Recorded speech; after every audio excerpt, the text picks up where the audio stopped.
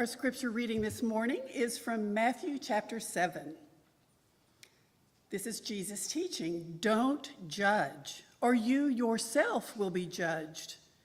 Your judgment on others will be the judgment you receive. The measure you use will be used to measure you. Why do you look at the splinter in your neighbor's eye and never see the board in your own eye? How can you say to your neighbor, 'Let me remove the splinter in your eye,' when the whole time there's a 2x4 in your own? Hypocrite, remove the board from your own eye first. Then you'll be able to see clearly to remove the splinter from your neighbor's eye." Ancient words from our tradition for our present day consideration.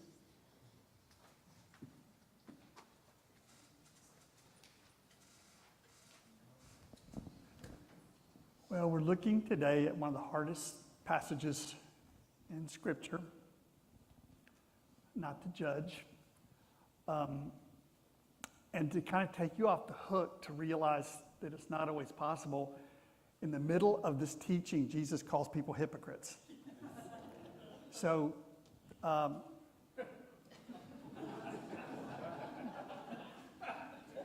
don't be surprised if you find yourself slipping on this one, because it's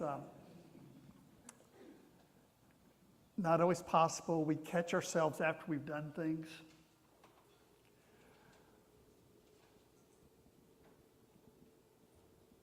No one has broken this saying more than the Christian church.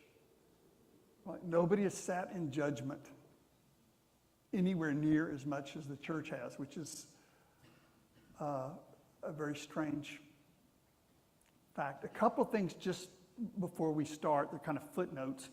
One is that the word to judge in Hebrew had connotations of power. The judges were governors. So some of it is Jesus' anarchy. He didn't believe anybody should have power over anyone else. We leave that out so that we can have our church hierarchies. We also leave out the socialism in the name of not being political. But if we don't share the world, there's going to be all these terrible problems. And one of the reasons we don't, one of the reasons we can't do it is we get lost in judgments. Again, it's very hard right now. When you see the pain, you see the injustice, we have a duty to stand up for the people being damaged. And I think force is sometimes necessary. I don't think hate is ever necessary. I don't think hate ever brings anything to the game that we feel good about afterwards. That if there is going to be confrontation, it needs to be done in full sanity. When we talk about love, we're not just talking about a feeling. It's like a whole approach to life. Think about the times when you've lost control, you've called somebody a name. Does that ever feel good? The times when you've caught yourself judging other people are probably not very happy times. So as we look at the kind of imploding nature of our politics right now, I don't know what you need to do in terms of resistance. But what I'm hoping is you can keep your heart open, keep your mind open as we go through this and not have those things shut down. The governor of California, Gavin Newsom, is trying the strategy of using Trump's inflammatory rhetoric against him. Now, again, I don't know what he needs to do. I don't know what you need to do. But in terms of myself, I don't want to go there. I think we can teach people a whole lot better if we don't sink to the level of name calling. We need compassion, but we also need reason. And that's exactly what we lose when we fall into the storm and start just trading names. Some of the smartest people I know on Facebook go crazy, start calling people names, and they might as well be 3 years old. They throw away the most powerful traits that compassionate people have. The reason, the sense of humor, compassion. Those are the things the world needs right now. And it's understandable why people would throw that overboard. I think Jesus is trying to help us not do that. I also think that what he's saying is there's just kind of a mathematical equation here. I don't think he's saying God sits there with a calculator, and when you judge another person, okay, that's 3 points against that person. I think what he's saying is that when we fall into judgment, we shut down some of the best parts of ourselves. And ultimately, it snaps back on us. It hurts us. The measure we use on other people, we may not mean it at the time, but it comes back to hurt us. I think there's 3 reasons at least that people fall into judgment. That's we do and other people do. The first is that we get afraid. So many people right now in the United States feel like they've lost control. And a lot of that is that systems of injustice are being shut down. And so a lot of the people of privilege are feeling really scared right now. Bishop Tutu in South Africa said one of the most amazing things any human being has ever said. And I still don't understand it, but I admire it. He said, during the midst of the struggle, when apartheid was just so murderous, he said, we will never get free until we can hear the cries of our oppressors. That we don't necessarily need that for the resistance part, but if we're going to build a livable world, we need to remember that the pieces have got to fit together at the end of this thing. The president this week, well, any week, I'm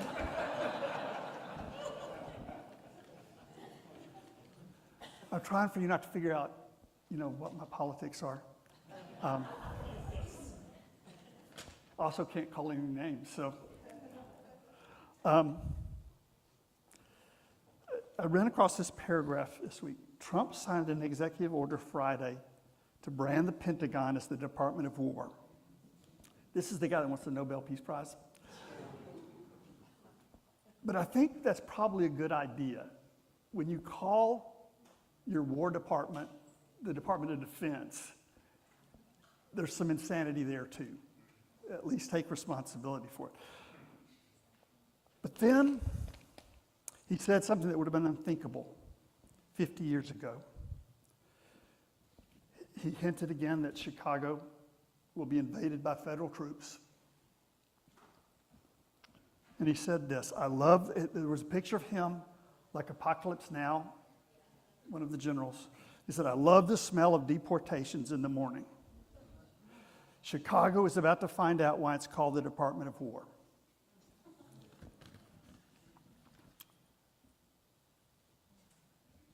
Obviously, that calls for resistance, and I'm sure that's going to happen in Chicago. But what does the church bring to the game?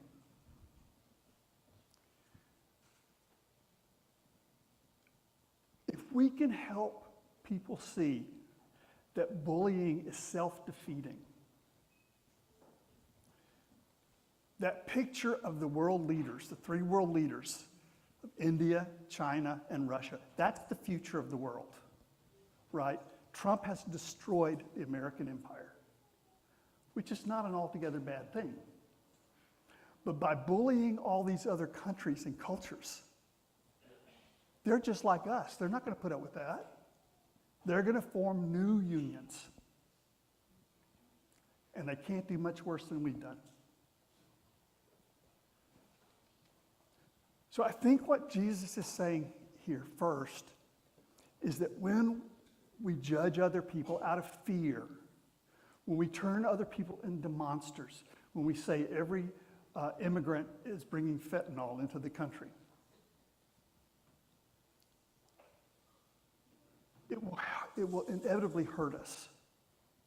The more we demonize other people, the more afraid we're going to get. It's amazing to me that Trump has so many people in this country afraid of the most vulnerable people on the face of the earth. What kind of cowardice is it to be afraid of immigrants? What kind of cowardice is it to be afraid of transgender families? The list goes on and on.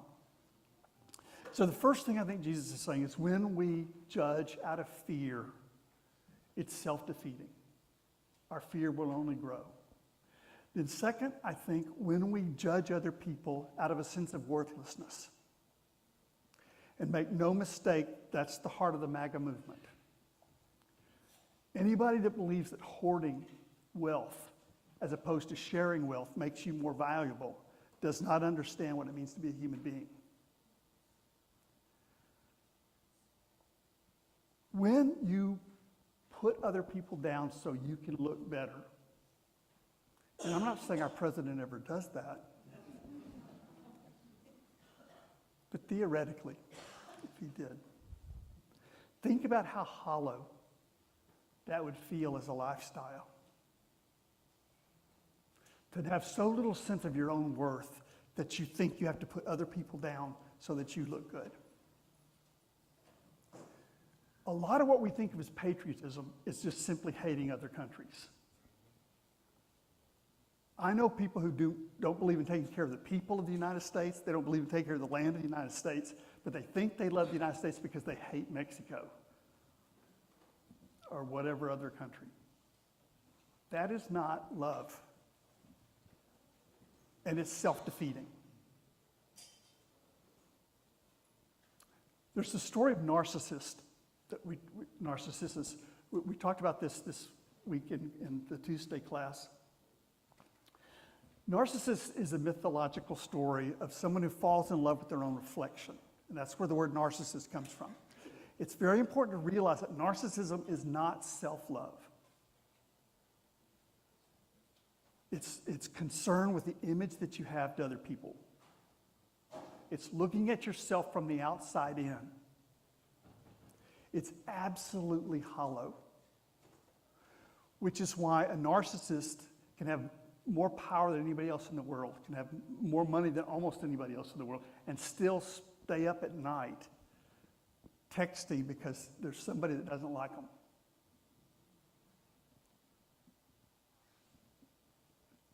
Truly self-confident people don't need to brag. Truly self-confident people don't care what you think about them. They know that they have infinite worth. They know they don't fit on any scale. So whatever judgment we have of other people poisons us. Whenever we put any kind of worth on another human being, that scale then comes back to hurt us. So the second thing I think that Jesus is saying is when we judge other people to try to feel better than them, that hollowness cannot be cured. Because it's not addressing that sense. When you think your worth comes from being better than somebody else, you don't know what your true worth is. Your infinite worth. So then the last thing that I want to point out today is that for some people, they judge just because the world has gotten so complicated. And they just want to simplify it. Friends and enemies, boys and girls. Remember when it was so simple, or we thought it was simple? The terrain wasn't really simple, but our maps were simple. And at some point, that comes back to hurt us. I was taught in school that the United States is always right and other countries are always wrong. Good countries are the ones that support us. Evil countries are the ones that somehow want their own minerals.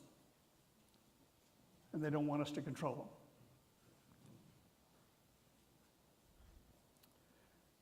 There are people who are living in their opinions right now with so little knowledge of the world. I mean, you think about the health programs of the Trump administration. They've brought back measles. They're shutting down beaches because human waste is contaminating the water. I still think we should name hurricanes after climate-denying politicians.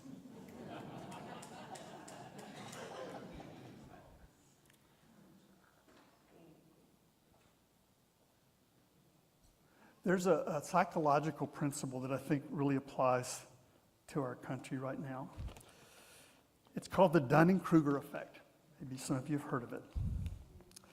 It's a cognitive bias in which people with low ability in a specific area overestimate their own knowledge and competence, while those with high ability tend to underestimate theirs. This effect stems from a lack of self-awareness, as incompetent individuals often lack the metacognitive skills necessary to recognize their own deficiencies. In other words, when your map is simple, everything is clear to you, but you don't know what you're doing. And the less you know, the more confident you may be. That explains the Trump cabinet.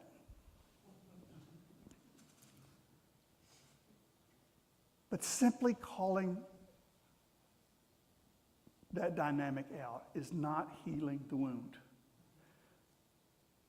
If the church doesn't keep our compassion, if we don't keep our reason, if we don't keep love at the center of our message, who will?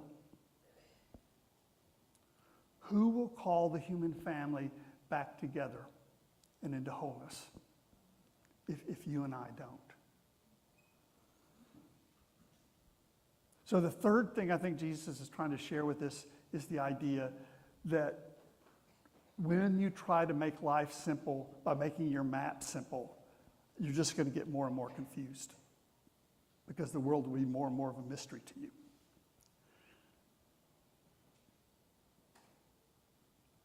Please ask yourself this question. I mean, we've all fallen into judgment, even your beloved pastor, more than you even know. But I also know that I've never been happy when I do that. It may be happy for a little while. It feels really good at first. It's like scratching poison ivy. It feels great at first. But the unhappiness only grows. It only grows. So what I take from this passage is, if I feel called to judgment because I'm afraid, those judgments are going to only increase my fear. If I become judgmental because I feel worthless inside, and I want to make myself seem bigger by making somebody else smaller, my sense of hollowness will only grow. And then finally, if I'm trying to make life simple, of friends and enemies and good and bad, and I make my map so simple that the world is a mystery to me, my confusion will only grow. I'm going to close with a quote. I used it a couple of weeks ago. I wish I'd saved it, but don't judge me. Eric Hoffer was an atheist, but I think sometimes atheists understand Christian principles better than the church does. Eric Hoffer says, the remarkable thing is that we really love our neighbor as ourselves. We do unto others as we do unto ourselves. We hate others when we hate ourselves. We are tolerant towards others when we tolerate ourselves. We forgive others when we forgive ourselves. We are prone to sacrifice others when we're ready to sacrifice ourselves. In other words, the measure we use on others eventually is what we use on ourselves. Well, that's my understanding of our passage. We'll take a moment now for you to think about how you would have preached these words.